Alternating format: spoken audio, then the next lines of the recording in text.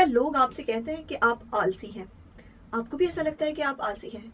आप क्या कहेंगे अगर मैं आपसे कहूँ कि आलस आपकी गलती है ही नहीं, ये समाज की गलती है जो आपकी प्रोडक्टिविटी कम कर रही है। मैं हर हफ्ते ऐसे कई लोगों से मिलती हूँ जो मुझे आकर कहते हैं कि वो लेज़ी है, बहुत सारे गिल्ट के साथ आते हैं और फिर उनकी काउंसलिंग करके मुझे उन्हें समझाना पड़ता है कि लेज़ीनेस वेज़ीनेस कुछ भी नहीं है, प्रॉब्लम कहीं और ही है। अगर आप वो असली स्ट्रैटेजीज़ जानना चाहते हैं जिनके इस्तेमाल से आप अपनी प्रोडक्टिविटी बढ़ा सकते हैं, वर्कआउट कर सकते हैं, पढ़ाई कर सकते हैं, काम कर सकते हैं और मज़े भी, तो इस वीडियो को आखिर तक देखिए। नमस्कार, मैं मनोवैज्ञानिक डॉक्टर मयूरिका दास विश्वास और खोजियों का और सीखने वालों का इस चैनल पे स्वागत है योर सर्वाइवल मॉडल में। हम आज जो कुछ भी है वो सब एवोल्यूशन की वजह से है। एवोल्यूशन में हुआ है ये कि बहुत समय पहले लोग छोटे छोटे गुटों में रहते थे। ज़्यादातर लोगों का काम होता था सुबह जाके या तो किसी जानवर का शिकार करके उसे पकड़ के लाना या आसपास के इलाकों से जड़ी बूटियाँ, ट्यूबर्स, रूट्स ये सब जमा करना, खाना बनाना। लेकिन बहुत कम ऐसे लोग होते ही थे हर ग्रुप में जिनका काम होता था रात भर जाग कर पहरा देना। वो पहरेदारी का काम करते थे, आग के पास बैठे रहते थे। तो इसलिए हमारे समाज में बहुत बहुत सालों से ये प्रक्रिया चलती आई है कि बहुत सारे ऐसे लोग हैं जिन्हें सुबह उठना अच्छा लगता है, वो आसानी से सुबह उठ भी जाते हैं। लेकिन कुछ ऐसे लोग भी हैं जिनके लिए सुबह उठना बहुत मुश्किल है। वो जेनेटिकली अपने एंसेस्टर्स से इस जेनेटिक कोड को पाए हुए हैं जिसकी वजह से जैसे जैसे रात होती है वो ज़्यादा एक्टिव होते हैं। लेकिन जब सुबह का समय होता है तब उनकी नींद ही नहीं खुलती, उस वक्त उनको नींद आती है और वो सोते रहते हैं। आप किस कैटेगरी में आते हैं? सुबह जल्दी उठने वाले कैटेगरी में या देर रात तक जागने वाले और एक्टिव रहने वाले कैटेगरी में? अगर आप इस चीज़ को जानना चाहते हैं तो अपने आप को ऑब्जर्व कीजिए कि जब आपको कोई काम नहीं होता, 3 4 5 दिन की छुट्टी हो, उस समय आपका बॉडी नेचुरली किस फ्लो में जाने की कोशिश करता है। बस अपने शरीर के ऊपर ध्यान दीजिए, शरीर के सिग्नल्स के ऊपर ध्यान दीजिए। वो कौन सा समय होता है जब धीरे धीरे आपकी बैटरी डाउन होने लगती है और धीरे धीरे आपको लगता है कि सो सकते तो हैं इस वक्त। तो उस वक्त आपको बिस्तर पे चले जाना चाहिए। फिर आराम से बिना अलार्म लगाए ये देखने की कोशिश कीजिए कि कब आपकी नींद अपने आप खुल जाती है। यही आपके सोने और जागने का सही समय है। इससे आपको पता लगेगा कि आपके शरीर को असल में कितने घंटों की नींद की जरूरत पड़ती है। 8 7 6 कितने घंटे? अपने शरीर को पहचानिए और अपनी प्रोडक्टिविटी अपने शरीर के हिसाब से डिजाइन कीजिए। आपकी प्रोडक्टिविटी सबसे बेस्ट तभी होगी जब आप अपने शरीर के सर्केडियन रिदम को समझेंगे और उस सर्केडियन रिदम यानी कि बॉडी का जो क्लॉक है उसके हिसाब से आप काम करेंगे। तब आपकी प्रोडक्टिविटी मैक्सिमम हो जाएगी। क्या सुबह उठते ही आपको चाय की जरूरत पड़ जाती है, कॉफी पीने की जरूरत पड़ती है? तो फिर तो आपने अपने शरीर को समझा ही नहीं है। जैसे ही सूरज उगता है वैसे ही सूरज की रोशनी की वजह से हमारे शरीर में कॉर्टिसोल पैदा होने लगता है। कॉर्टिसोल वो हार्मोन है जो हमें एक्टिव होने में, लड़ाई करने में, किसी चीज़ को कंप्लीट करने में मदद करता है। लेकिन जैसे ही सूरज ढलने लगता है तो धीरे धीरे हमारे शरीर में मेलाटोनिन रिलीज हो जाता है। मेलाटोनिन हमें नींद की प्रक्रिया में मदद करता है, नींद आने में। तो अगर आपको लगता है आप सुबह सुबह चाय पीकर अपने आप के ऊपर बहुत बड़ा उपकार कर रहे हैं तो उसकी कोई ज़रूरत नहीं है। आप कुछ भी हल्का फुल्का गर्म सा पी लेंगे, एक हल्की सी ग्रीन टी भी पी लेंगे तो भी वो काफ़ी है। ज़रूरी नहीं है कि आपको अपने आप को एक हैवी डोज ऑफ कैफीन देना चाहिए। ये हैवी डोज ऑफ कैफीन आप रख सकते हैं दोपहर के टाइम के लिए। ऐसे बहुत सारे लोग हैं जो दोपहर आते आते धीरे धीरे स्लो हो जाते हैं। जितने भी लोग सुबह जल्दी उठते हैं उनके लिए दोपहर का वक्त थोड़ा भारी तो होता ही है। सो इनफैक्ट वो 1 घंटे का लंच टाइम बहुत इंपॉर्टेंट है जब आप खाना भी खाएं और फिर उसके बाद थोड़ा आराम भी करें। यहाँ वहाँ की बातें या वीडियो मत देखिए, बस अपने आप को थोड़ी देर आंख बंद करके एक जगह पर रहने दीजिए, मेडिटेशन कीजिए, नैप ले लीजिए और फिर उसके बाद अपने आप को एक अच्छी सी कॉफ़ी दीजिए।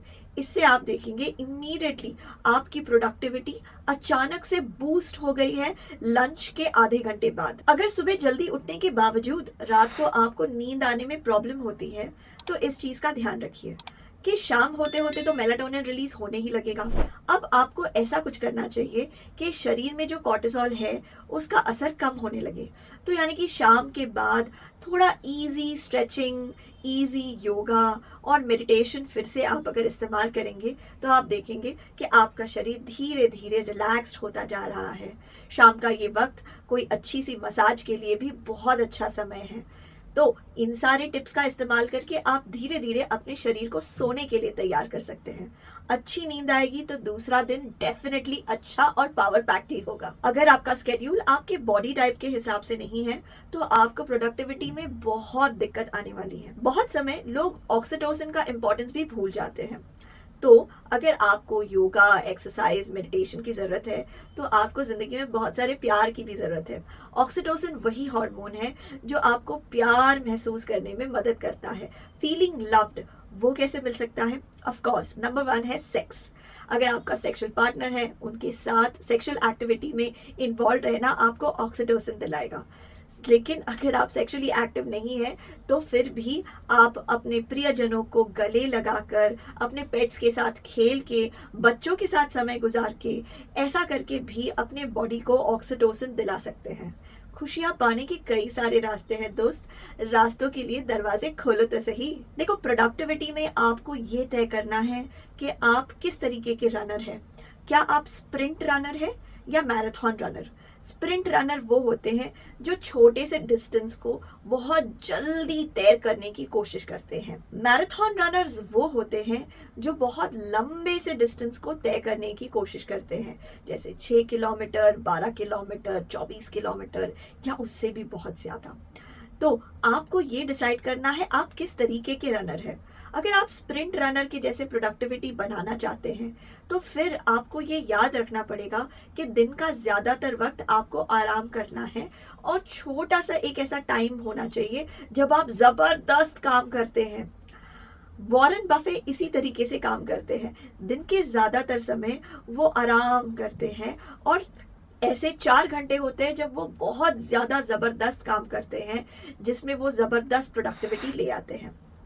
मैराथन रनर्स वो होते हैं जो अबव एवरेज काम पूरे दिन करते हैं, पूरे हफ्ते करते हैं, पूरे महीने करते हैं। आपको ये सोचना है कि आप क्या करने वाले हैं। अगर आप सोच रहे हैं कि आप ज़बरदस्त काम 10 से 12 घंटे करेंगे और ज़िंदगी में रातों रात सक्सेसफुल हो जाएंगे तो फिर उसकी कीमत चुकानी पड़ेगी, और कीमत है आपका स्वास्थ्य, कीमत है आपका ये मूल्यवान शरीर, और भी भयंकर कीमत हो सकती है आपके मूल्यवान रिश्ते। तो इसलिए रियलिस्टिक होके प्लान्स बनाइए। किसी बड़े इन्फ्लुएंसर, किसी बड़े अमीर मिलियनेयर बिलियनेयर के स्केड्यूल के बारे में जो अफवाहें चलती है उन्हें सुनकर अपनी ज़िंदगी को मत बिगाड़िए। समझ लीजिए कि आप किस तरीके के रनर बनना चाहते हैं, किस तरीके के प्रोडक्टिव बनना चाहते हैं। ज़्यादा से ज़्यादा लोगों के लिए मैराथन रनर बनना एक अच्छी आइडिया होगी, जहाँ पे आपकी ज़िंदगी में हर एक चीज़ के लिए जगह है। दोस्तों के लिए, प्यार के लिए, अच्छे न्यूट्रिशन के लिए, पढ़ाई के लिए, सेक्स के लिए, और सारी जो चीज़ें हैं वो सारी चीज़ें आप ज़िंदगी में अच्छे बैलेंस में मेंटेन कर रहे हैं। यहाँ पे रातों रात सक्सेसफुल होने की ज़िद आपके लिए ठीक नहीं होगी। लेकिन याद रखिएगा, आप भी फिनोमिनल सक्सेस पाएंगे अगर आपने अच्छे से बैलेंस बनाया हुआ है और बस थोड़ा सा अबव एवरेज परफॉर्म कर रहे हैं। अगर आप माइंडफुल होकर अपने एक्शंस को चूज करेंगे तो आप यूं ही अबव एवरेज परफॉर्म करने लगेंगे, क्योंकि एवरेज लोग तो गलती कर रहे हैं ना अपने स्केड्यूल के साथ। तो आप जैसे ही हर चीज़ को थोड़ा जगह देंगे अपने लाइफ में तो आप अबव एवरेज परफॉर्म करने लगेंगे। मैंने जीवन में बहुत समय तक यही सोचा कि मैं सुबह जल्दी नहीं उठ पाती और ब्रह्म मुहूर्त का लाभ नहीं उठा पाती, इसीलिए मेरी प्रोडक्टिविटी खराब है। लेकिन जब मैंने डैनियल पिंक की किताब वेन पढ़ी और माइकल ब्रियस की द पावर ऑफ वेन पढ़ी, तब मुझे पता लगा कि अरे नहीं, ये ज़्यादा ज़रूरी है कि मैं अपने आप को समझूं, अपने बॉडी के सर्केडियन रिदम को समझूं। अगर मुझे देर रात तक नींद नहीं आती तब मैं देर रात तक कौन से एक्टिविटीज़ कर सकती हूँ जो कि मुझे मेरे लक्ष्य के नज़दीक ले जाएगी।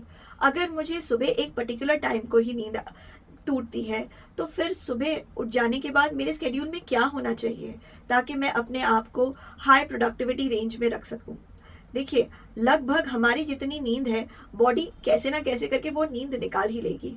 अब जो टाइम आप जागे हुए हैं, उस टाइम को आप कैसे प्रोडक्टिवली यूज़ करेंगे, ये आपके हाथ में है। आशा करते हैं ये वीडियो आपको पसंद आया है। आज इस वीडियो के बाद आप कौन से आइडिया को अपने रोज़मर्रा की ज़िंदगी में लगाएँगे, कौन-सा बदलाव लाएँगे, उसे चैट बॉक्स में, कमेंट सेक्शन में लिखिए। आपके मूल्यवान समय के लिए धन्यवाद।